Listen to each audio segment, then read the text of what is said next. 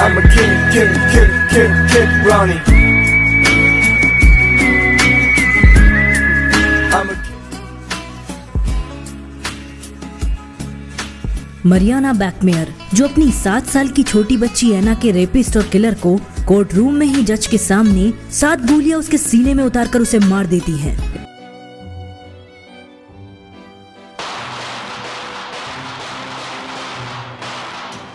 इस घटना को आप कानून का उल्लंघन कहे या माँ का ममत्व, ये तो आप पर है, लेकिन आज के इस सोए हुए समाज के बीच उस स्त्री की कहानी सुनना बहुत आवश्यक है जो भले विदेश से बिलोंग करती हो, जिसका भारतीय संस्कृति से दूर दूर तक कोई लेना देना ना हो, पर उस एक क्षण के लिए जागे हुए ममत्व और साहस की महिमा सुनना आज मरी हुई सोसाइटी के लिए बहुत जरूरी है। ये घटना है 1980 के जर्मनी की, जहां मरियाना की 7 साल की छोटी बेटी एना एक दुष्कर्म का शिकार हो जाती है। क्लॉज नाम का एक बेरहम और साइको रेपिस्ट छोटी मासूम एना को धोखे से अपने घर ले जाता है और वहां उसे बुरी तरीके से रेप करके जान से मार देता है।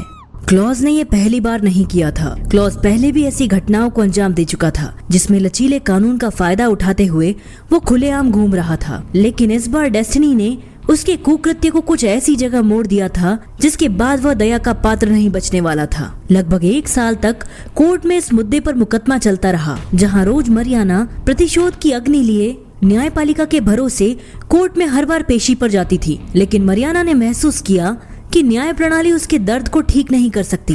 6 मार्च 1981 ये वो दिन था जब मरियाना के अंदर का ममत्व शौर्य में बदलकर अपने आप को रोक नहीं पाया। रोज अपनी उस प्यारी और मर चुकी बच्ची के लिए रेपिस्ट के मुंह से अलग अलग प्रकार के शब्द तथा आरोप सुनकर मरियाना का धैर्य तथा न्यायपालिका से न्याय की उम्मीद अब छूट चुकी थी। इस बार हमेशा की तरह क्लोज ग्रोस्की को पेशी पर लाया गया, लेकिन उसके साथ ही इस बार मरियाना ने एक पिस्तौल लेकर कोर्ट रूम में प्रवेश किया और 6 मार्च 1981 को उसने जज के सामने अपनी सब ऑटोमेटिक गन से 7 की 7 गोलियां रेपिस्ट की ओर चला दी, जिनमें से 4 ने क्लॉज को मौत के घाट उतार दिया। कोर्ट रूम में अचानक से हंगामा मच गया और मरियाना को तुरंत गिरफ्तार कर लिया गया। गिरफ्तारी के बाद मरियाना का कहना था कि उस दिन मेरी बंदूक में और गोलियां होती तो मैं सारी की सारी गोलियां क्लॉज के ऊपर चला देती। इस घटना ने न केवल जर्मनी बल्कि पूरी दुनिया में लोगों के दिलों को झकझोर कर रख दिया। मरियाना बैकमेयर का ये कृत्य पूरे देश में चर्चा का विषय बन गया। कुछ लोगों ने इसे एक माँ के प्यार का चरम कदम माना, जबकि कईयों ने इसे कानून की अवहेलना और अराजकता का प्रतीक कहा।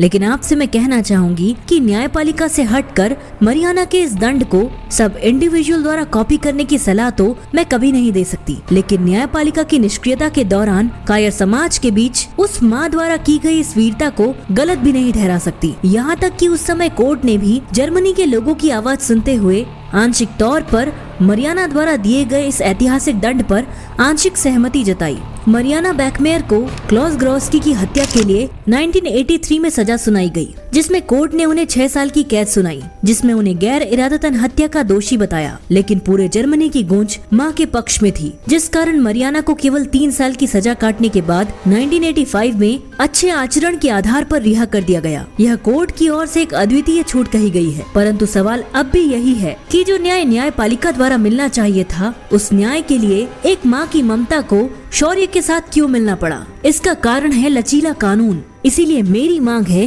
कि जघन्य और क्रूर अपराधों को अंजाम देने वाले अपराधियों को भी ऐसे ही या इससे भी क्रूर दंड, जिन दंडों का विधान स्वयं भारतीय संस्कृति करती है, जैसे लिंग विच्छेदन एवं अपराध की गंभीरता के अनुसार सार्वजनिक फांसी देना या उनका सर धड़ से अलग करना, इसे न्यायपालिका में ही ऐड किया जाए, जिसे हमारी रॉर मूवमेंट अर्थात रिवॉल्यूशन ऑर्गेनाइज्ड अगेंस्ट रेप के तहत हमने एक पब्लिक पिटीशन डालकर प्रस्तावित किया है, जिसे 1 मिलियन सिग्नेचर की जरूरत है। यदि मरियाना की कहानी सुनकर हमारा मरा हुआ समाज थोड़ी भी शौर्य को फील करता है, तो केवल एक हस्ताक्षर करना किसी भी भारतीय के लिए बहुत बड़ी बात नहीं होनी चाहिए। मैं आपको मरियाना की तरह 7 गोलियां चलाने को तो नहीं कह सकती।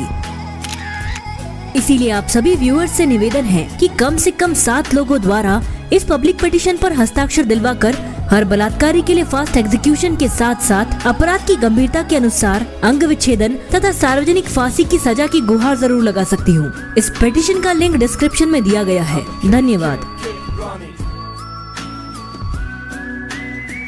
I'm a kid Ronnie. I'm a keep running.